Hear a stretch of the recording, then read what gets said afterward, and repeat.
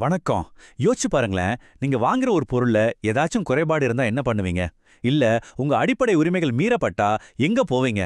இதுக்கெல்லாம் பதில் சொல்றதுக்கு தான் நம்ம இந்திய சட்ட அமைப்பு இருக்கு. பார்க்கறதுக்கு ரொம்ப சிக்கலா தெரியுதா? வாங்க, இத ரொம்ப சிம்பிளா புரிஞ்சுக்கலாம். நிறைய பேருக்கு இந்திய சட்டங்கள்னாலே ஒரு பெரிய பசில் மாதிரி தான் தெரியும். இது எங்க ஆரம்பிக்குது எங்க முடியுதுன்னே புரியாது. ஆனா கவலையே படாதீங்க, நாம இந்த பசிலோட ஒவ்வொரு பகுதியையும் ஒன்னா சேர்த்து கடைசில சட்டத்தோட உண்மையான நோக்கம் என்னன்னு தெளிவா புரிஞ்சுக்க போறோம். சரி, எந்த ஒரு பெரிய பில்டிங் கட்டுறதுக்கு முன்னாடியும் அதுக்கு ஒரு ஸ்ட்ராங்கான ஃபவுண்டேஷன் வேணும் இல்லையா? அதே மாதிரி தான் நம்ம இந்திய சட்ட அமைப்புக்கும். அந்த ஃபவுண்டேஷன் தான் நம்ம இந்திய அரசியல் அமைப்பு. இதுதான் மத்த எல்லா சட்டங்களுக்கும் தாயின்னு சொல்லலாம். முதல்ல இத பத்தி பார்க்கலாம். ஆமா, நீங்க கேட்டது கரெக்ட் தான். இதுதான் நம்ம நாட்டோட உச்சபட்ச சட்டம். அதாவது பார்லிமெண்ட், கோர்ட், ஏன் கவர்மெண்ட் கூட இந்த சட்டத்துக்குள்ள தான் வேலை செய்யணும். மத்த எல்லா சட்டங்களும் தன்னோட பவரை இதுகிட்ட இருந்து தான் எடுக்குது. வாங்க இந்த அரசியலமைப்ப ஒரு பெரிய மரம் மாதிரி கற்பனை பண்ணி பார்க்கலாம். அந்த மரத்தோட வேர்கள் தான் நம்மளோட அடிப்படை உரிமைகள். அதாவது நம்ம கேள்வி கேட்கிற உரிமை, பேசுற உரிமை, இந்த மாதிரி விஷயங்கள். அதே சமயம் ஒரு குடிமகனா நம்மளோட கடமைகள் என்னன்னோ இது நமக்கு ஞாபகப்படுத்துது. அந்த மரத்தோட கிளைகள் இருக்கே, அதுதான் மத்திய மாநில அரசாங்கங்களோட அதிகாரங்களை பிரிச்சு யாரும் அவங்க எல்லையை தாண்டி போகாம பாத்துக்குது. ஓகே, இப்போ ஃபவுண்டேஷனான அரசியலமைப்பை பத்தி பார்த்தாச்சு. இப்போ அந்த ஃபவுண்டேஷன் மேல கட்டுன ரெண்டு முக்கியமான தூண்களை பத்தி பார்க்கலாம். ஒன்னு சமுதாயத்துக்கு எதிரா நடக்கிற குற்றங்கள், இன்னொன்னு தனிப்பட்ட ஆளுங்களுக்குள்ள வர்ற சண்டைகள். இது ரெண்டையும் சட்டம் எப்படி அழகழகா டீல் பண்ணுதுன்னு பார்க்கலாமா? சமூகத்தோட அமைதியை கெடுக்கிற மாதிரி எந்த ஒரு செயல் நடந்தாலும் அதை குற்றமா பார்த்து தண்டிக்கிறதா குற்றவியல் சட்டம், அதாவது கிரிமினல் லா. உதாரணத்துக்கு திருட்டு, மோசடி இதெல்லாம் இதுக்கு கீழே தான் வரும். நீங்க அடிக்கடி கேள்விப்பட்டிருப்பீங்களே, ஐபிசி, அதாவது இந்திய தண்டனை சட்டம். அது இந்த மாதிரி குற்றங்களை வரையறுத்து அதுக்கு என்ன தண்டனைன்னு சொல்லுது. அப்போ நமக்கு வர்ற எல்லா பிரச்சனையும் குற்றமா? நிச்சயமா இல்ல. உதாரணத்துக்கு உங்க பக்கத்து வீட்டுக்காரரோட ஒரு சொத்து தகராறு வருதுன்னு வைங்க. இங்க யாரும் கிரிமினல் கிடையாது. இந்த மாதிரி தனிப்பட்ட பிரச்சனைகளை தீர்த்து வைக்கிறதுக்கு உதவுறது தான் சிவில் சட்டம். சிவில் நடைமுறை சட்டம், அதாவது சிபிசி தான் இதுக்கு வழிகாட்டுது. இங்க தான் ஒரு ரொம்ப முக்கியமான வித்தியாசத்தை நம்ம புரிஞ்சுக்கணும்.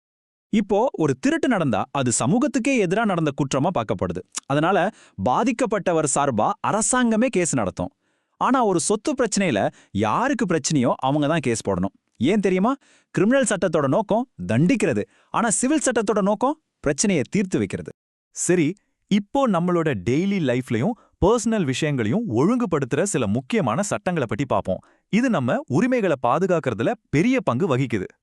ஃபேமிலி லா, அதாவது குடும்பச் சட்டம். இது கல்யாணம், டைவர்ஸ், சொத்துரிமைன்னு நம்மளோட குடும்ப விஷயங்கள் எல்லாம் ரெகுலேட் பண்ணுது. ஆனா இந்தியால இது எல்லாருக்கும் ஒரே மாதிரி இல்ல. ஒவ்வொரு மதத்துக்கும் தனித்தனி சட்டங்கள் இருக்கு. இதுதான் நம்ம சட்ட அமைப்போட ஒரு ரொம்ப தனித்துவமான, அதே சமயம் நிறைய விவாதிக்கப்படுற ஒரு விஷயம். சரி, நம்மள சட்டம் கட்டுப்படுத்துது. அப்போ அரசாங்கத்தை யார் கட்டுப்படுத்துறது? அதுக்கு தான் இருக்கு நிர்வாகச் சட்டம். கவர்மெண்ட் ஆபீசர்ஸ் அவங்க அதிகாரத்தை தப்பா யூஸ் பண்ணாம சட்டப்படி தான் நடக்கறாங்களான்னு பாத்துக்கிற ஒரு செக் பாயிண்ட் மாதிரி இது. இது மக்களுக்கும் அரசாங்கத்துக்கும் நடுவுல ஒரு பேலன்ஸை உருவாக்குது. அடுத்து லேபர் லா, அதாவது தொழிலாளர் சட்டம்.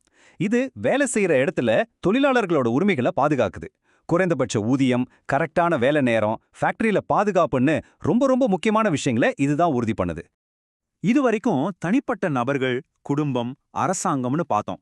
இப்போ இன்னும் கொஞ்சம் பெரிய லெவல்ல யோசிக்கலாம். நம்ம பொருளாதாரம், வர்த்தகம், அப்புறம் நம்ம சுற்றுச்சூழல் எல்லாம் சட்டங்கள் எப்படி கண்ட்ரோல் பண்ணுதுன்னு பார்க்கலாம். நம்ம யூஸ் பண்ற கம்பெனிஸ் எல்லாம் நேர்மையா நடக்குதான்னு எது உறுதி பண்ணுது? அதுதான் கார்ப்பரேட் லா. ஒரு கம்பெனியை எப்படி ஆரம்பிக்கணும், எப்படி நடத்தணும், முதலீட்டாளர்களோட உரிமைகள் என்ன, ஒப்பந்தங்கள் எப்படி இருக்கணும்னு எல்லாத்தையும் இதுதான் சொல்லுது.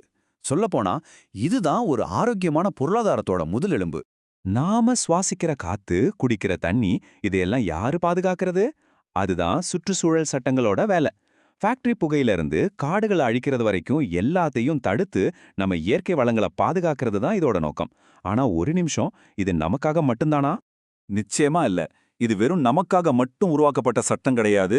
இது நம்மளோட அடுத்த தலைமுறைக்காக, அவங்களுக்கு அப்புறம் வரப்போற தலைமுறைக்காக ஒரு சுத்தமான, வளமான உலகத்தை விட்டுட்டு போகணும்னு உறுதி செய்யற ஒரு ரொம்ப முக்கியமான சட்டம். ஓகே, இவ்வளவு சட்டங்களை பத்தி பார்த்துட்டோம். அப்போ மொத்தமா இந்த சட்ட அமைப்போட உண்மையான நோக்கம் தான் என்ன? வெறும் தண்டிக்கிறது மட்டும்தானா? வாங்க, அதை சுருக்கமா புரிஞ்சுக்கலாம். சட்டத்தோட உண்மையான நோக்கத்தை 3 விஷயமா பிரிக்கலாம். 1 வெறும் தண்டிக்கிறத மட்டும் இல்ல. 2 மக்களை பாதுகாக்கிறது. 3 எல்லாருக்கும் நடுவுல ஒரு சமநிலையை உருவாக்குறது. சோ சட்டம்ங்கிறது தப்பு செஞ்சவங்கள தண்டிக்கிற ஒரு கருவி மட்டும் இல்ல, அது நம்மள மாதிரி சாதாரண மக்களை பாதுகாக்கிற ஒரு கேடயம். இந்த முழு விளக்கத்தோட இறுதியில உங்ககிட்ட ஒரே ஒரு கேள்வி. தினமும் நீங்க ரோட்ல ரூல்ஸ மதிச்சு வண்டி ஓட்டுறதுல இருந்து கடையில வாங்குற பொருளோட தரம் வரைக்கும் இந்த சட்டங்கள் உங்க வாழ்க்கையோட ஒவ்வொரு நிமிஷத்தையும் எப்படி பாதுகாத்துட்டு இருக்குன்னு என்னைக்காவது யோசிச்சு பார்த்திருக்கீங்களா? யோசிச்சு பாருங்க.